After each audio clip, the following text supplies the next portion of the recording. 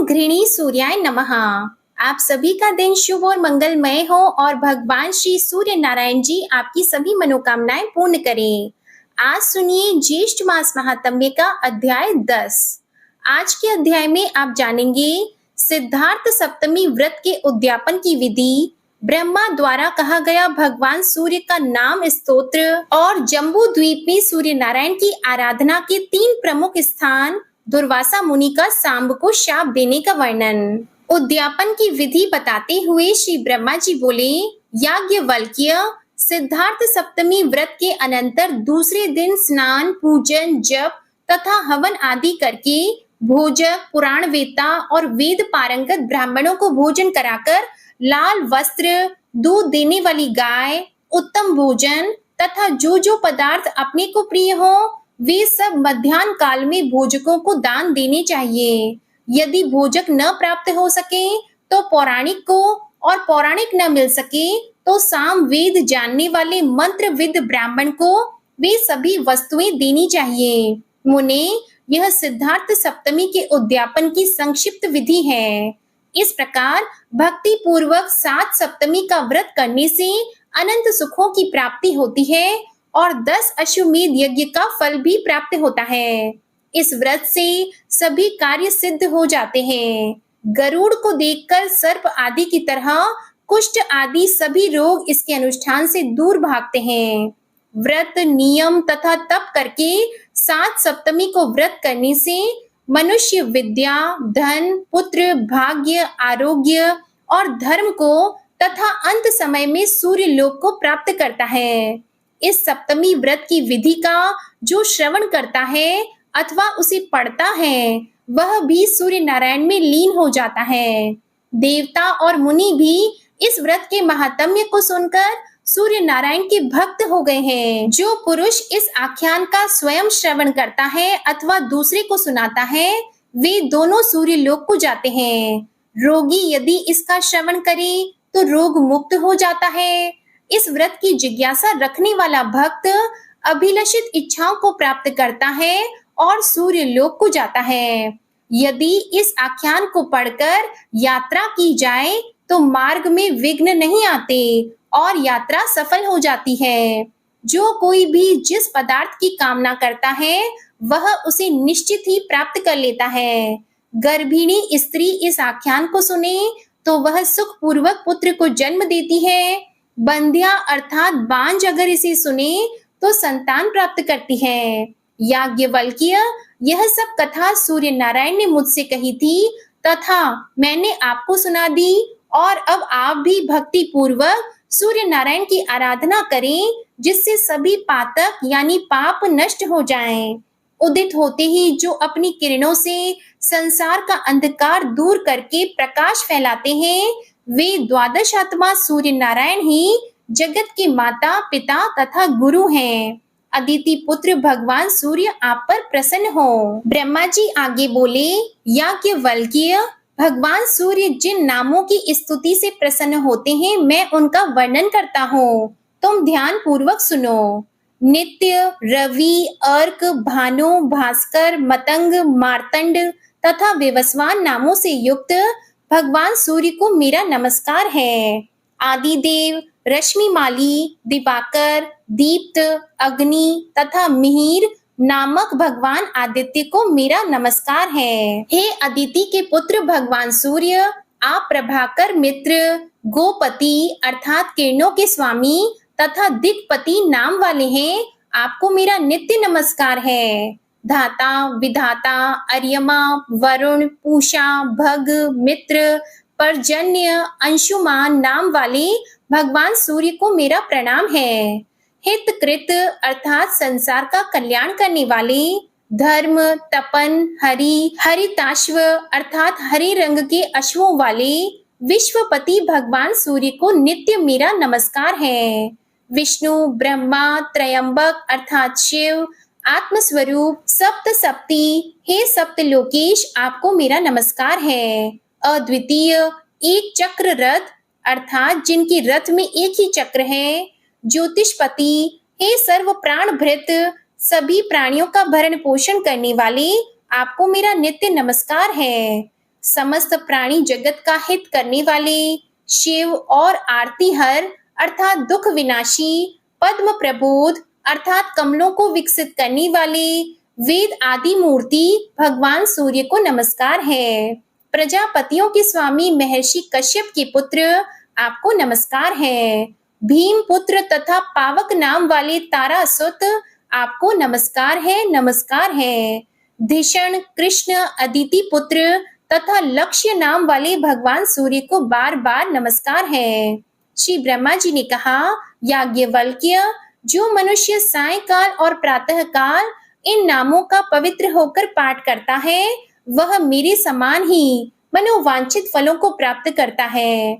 इस नाम स्तोत्र से सूर्य की आराधना करने पर उनके अनुग्रह से धर्म, अर्थ, काम, आरोग्य, राज्य तथा विजय की प्राप्ति होती है। यदि मनुष्य बंधन में हो तो इसके पाठ से बंधन मुक्त हो जाता है। इसके जप करने से सभी पापों से छुटकारा मिल जाता है। यह जो सूर्य स्तोत्र मैंने कहा है वह अत्यंत ही रहस्यमय है। अब जानिए जम्बू द्वीप में सूर्य नारायण की आराधना के 3 प्रमुख स्थान, दुर्वासा मुनि का सांब को शाप देने का वर्णन। सुमंतु मुनि बोले, राजन, ब्रह्मा जी से इस प्रकार उपदेश प्राप्त कर याज्ञवल्क्य मुनि ने सूर्य भगवान की आराधना की, जिसके प्रभाव से उन्हें सालों की मुक्ति प्राप्त हुई।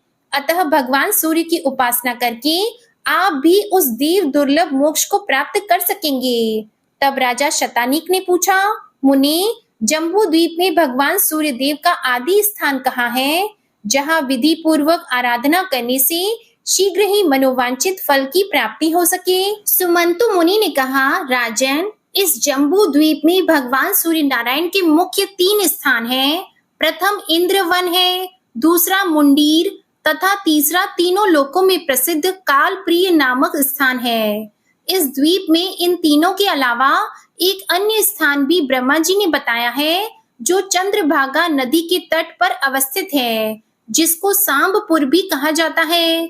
वहां भगवान सूर्य नारायण सांब की भक्ति से प्रसन्न होकर लोक कल्याण के लिए अपने 12 रूपों में से मित्र रूप में निवास करते हैं। जो भक्ति पूर्वक उनका पूजन करता है उसको वे स्वीकार करते हैं। राजा शतानीक ने पुनः पूछा, महामुनि, सांब कौन है, किसका पुत्र है, भगवान सूर्य ने उसके ऊपर अपनी कृपा क्यों की, यह भी आप बताने की कृपा करें। तब सुमंतु मुनि कहने लगे, राजन, संसार में 12 आदित्य प्रसिद्ध हैं। उनमें से विष्णु नाम के जो आदित्य हैं, वे इस जगत में वासुदेव श्री कृष्ण रूप में अवतीर्ण हुए। उनकी जाम्बवती नाम की पत्नी से महाबलशाली सांब नामक पुत्र हुआ। वह शापवश कुष्ठ रोग से ग्रस्त हो गया था। उससे मुक्त होने के लिए उसने भगवान सूर्य नारायण की आराधना की और उसी ने अपने नाम से सांबपुर नामक एक नगर बसाया और यहीं पर भगवान सूर्य नारायण की प्रथम प्रतिमा प्रतिष्ठापित की। तब राजा शतानीक ने पूछा, महाराज, सांब के द्वारा ऐसा कौन सा अपराध हुआ था जिससे उसे इतना कठोर शाप मिला? थोड़े से अपराध पर तो शाप नहीं मिलता है। तब सुमंतु मुनि कहने लगे, राजन, इस वृतांत का वर्णन हम संक्षेप में कर रहे हैं, आप सावधान होकर सुनिए। एक समय रुद्र के अवतार भूत दुर्वासा मुनि तीनों लोकों में विचरण करते हुए द्वारकापुरी में आए। उन्होंने पीले पीले नेत्रों से युक्त कृश शरीर, अत्यंत विकृत रूप वाले दुर्वासा को देखकर सांब अपने सुंदर स्वरूप के अहंकार में आकर उनके देखने, चलने आदि चेष्टाओं की नकल करने लगे। उनके मुख के समान अपना ही विकृत मुख बनाकर उन्हीं की भांति चलने लगे। यह देखकर और सांब को रूप तथा यौवन का अत्यंत अभिमान है, यह समझकर दुर्वासा मुनि को अत्यधिक क्रोध हो आया। वे क्रोध से कांपते हुए यह कह उठे, सांब, मुझे कुरूप और अपने को अति रूप संपन्न मानकर तूने मेरा परिहास किया है। जा, तू शीघ्र ही कुष्ठ रोग से ग्रस्त हो जाएगा। ऐसे ही एक बार पुनः परिहास किए जाने के कारण दुर्वासा मुनि को फिर शाप देना पड़ा और उसी शाप के फल स्वरूप सांब से लोहे का एक मूसल उत्पन्न हुआ जो समस्त यदुवंशियों के विनाश का कारण बना। इसलिए देवता, गुरु और ब्राह्मण आदि की अवज्ञा बुद्धिमान पुरुष को कभी नहीं करनी चाहिए। इन लोगों के सामने सदैव विनम्र ही बना रहना चाहिए और सदा मधुर वाणी ही बोलनी चाहिए। राजन, ब्रह्मा जी ने भगवान शिव के सामने जो 2 श्लोक पढ़े थे, क्या आपने उनको सुना नहीं है?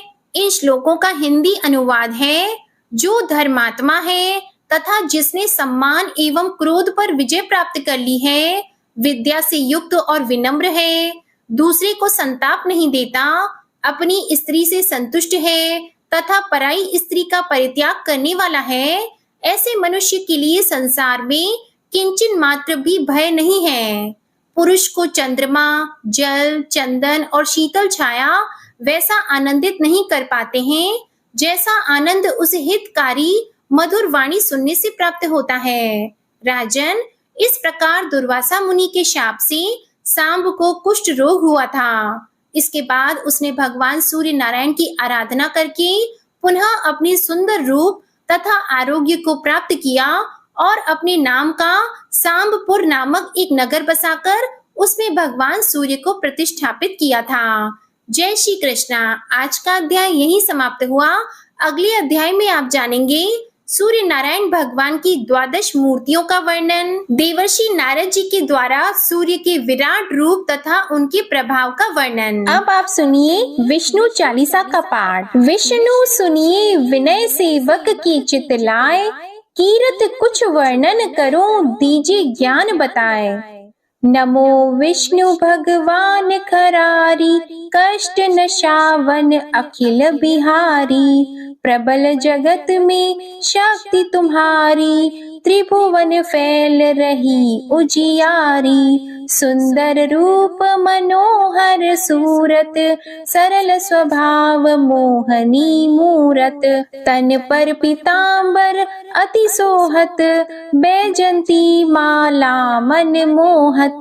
शंख चक्र कर गदा विराजे, देखत दैत्य असुर दल भाजे। सत्य धर्म मद लोभन गाजे, काम क्रोध मद लोभन छाजे। संत भक्त सज्जन मन रंजन, धनुज असुर दुष्टन दल गंजन। सुख उपजाए कष्ट सब भंजन, दोष मिटाय करत जन सज्जन। पाप काट भव सिंधु उतारण, कष्ट नाश कर भक्त उबारण। करत अनेक रूप प्रभु धारण, केवल आप भक्ति के कारण। धरणी धेनु बन तुम ही पुकारा, तब तुम रूप राम का धारा। भार उतार असुर दल मारा, रावण आदिक को संहारा। आप वराह रूप बनाया, हिरण्याक्ष को मार गिराया। धर्मस्य तन सिंधु बनाया, 14 रत्नन को निकलाया।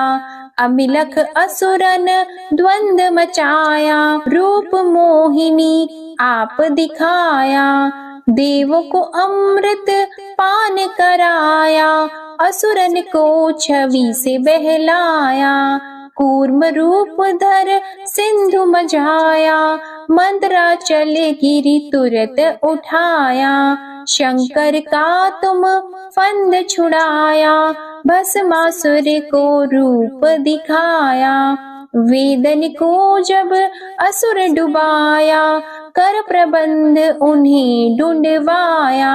मोहित बन कर खल ही नचाया, उस ही कर से भस्म कराया। असुर जलंधर अति बलदाई, शंकर से उनकी लड़ाई।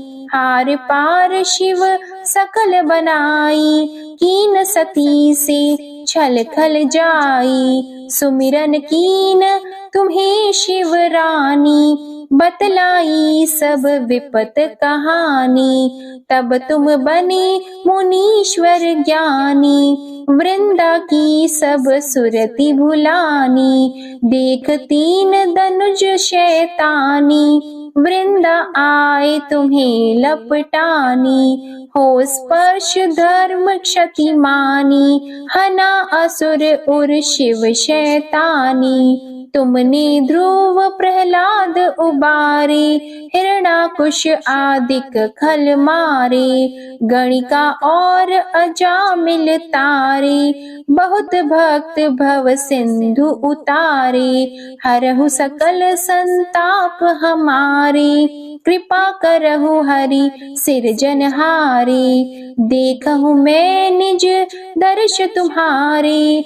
दीप बंधु भक्तन हितकारे, चाहता आपका सेवक दर्शन। करहु दया अपनी मधुसूदन, जानो नहीं योग्य जब पूजन। होय यज्ञ स्तुति अनुमोदन, शील दया संतोष सुलक्षण। विदित नहीं व्रत बोध विलक्षण, करहु आपका किस विधि पूजन। कुमति विलोक होत दुख भीषण, करहु प्रणाम कौन विधि सुमिरन। कौन भांति मैं करहु समर्पण, सुर मुनि करत सदा सेवकाई। हर्षित रहत परम गति पाई, दीन दुखिन पर सदा सहाई। निज जन जान लेव अपनाई, पाप दोष संताप नशाओ। भव बंधन से मुक्त कराओ, सुत संपत्ति दे सुख उपजाओ। निज चरणन का दास बनाओ, निगम सदा ये विनय सुनावे। पढ़े सुने सो जन सुख पावे। श्री विष्णु चालीसा समाप्त होती है। प्रेम से बोलिए भगवान विष्णु और माता लक्ष्मी की जय। आपको आज की कथा पसंद आए तो वीडियो को लाइक कीजिएगा, शेयर कीजिएगा, कमेंट में भगवान श्री सूर्य नारायण जी की जय लिखिएगा और चैनल को भी सब्सक्राइब कीजिएगा। इसी के साथ आज आप हमारे चैनल पर अपरा एकादशी व्रत कथा और गुरुवार की व्रत कथा भी जरूर सुनिएगा। प्रेम से बोलिए भगवान श्री सूर्य नारायण की जय।